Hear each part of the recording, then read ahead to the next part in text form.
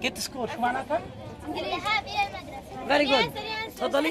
44 girls cram into this makeshift classroom inside a tent in the Za'atari refugee camp in Jordan. While the 7th grade English class has no books yet, the young students supplied with pens and notebooks have a strong will to learn. In Syria, we couldn't study because they destroyed the school there, explains this 13-year-old from Dara, who says she's very happy to be back in school. Today's English lesson provides a timely diversion from the harsh reality of living in a refugee camp.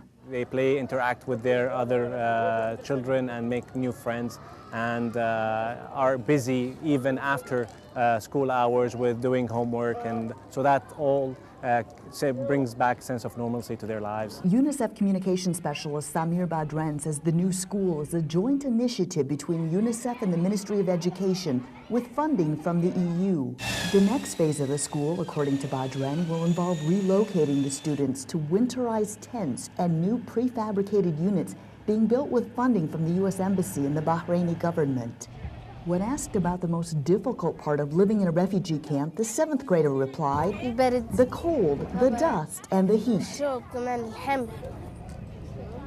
Zuhair says her family fled Dara 9 days ago with only the clothes on their backs.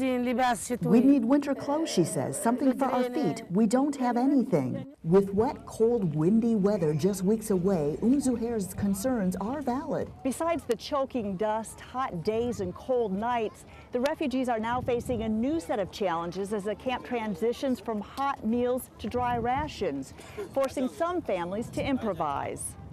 We're cooking tomato and onions, explains Abu Ali. It's a simple meal for the children. He cooks up vegetables purchased from a vendor inside the camp over a homemade fire. While dry rations are now available, including rice, beans, and pasta, only about a third of the communal kitchens that allow families to cook their own meals are fully operational, with construction work continuing on the remainder in the camp.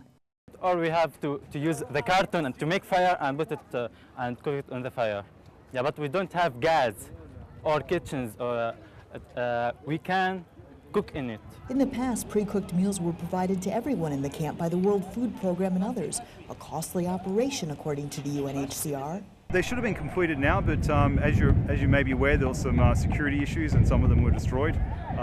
This is part and parcel of running a refugee camp.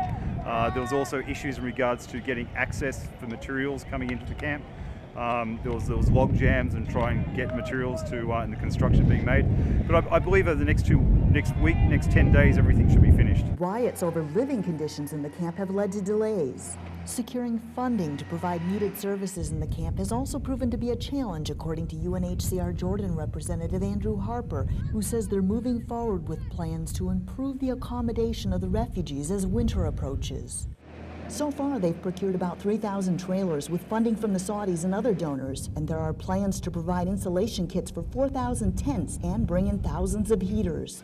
Jordan's share of the Syria Regional Response Plan funding request is $246.5 million. According to Harper, there's a 70% shortfall. A hell of a lot has been achieved thus far, but a lot more needs to be done. We've so far the progress has been, I think, outstanding. But we have to have the funds to get through the winter period. We need to be able to buy more blankets, we need to be able to improve the foundation, we need to be able to provide more kitchens, food, water, across the board. Harper says winter is going to be a challenge, an observation that's not lost on the thousands of Syrians who call this temporary site home for right now. Reporting from the Za'atari camp in Jordan, I'm Amy Hybels.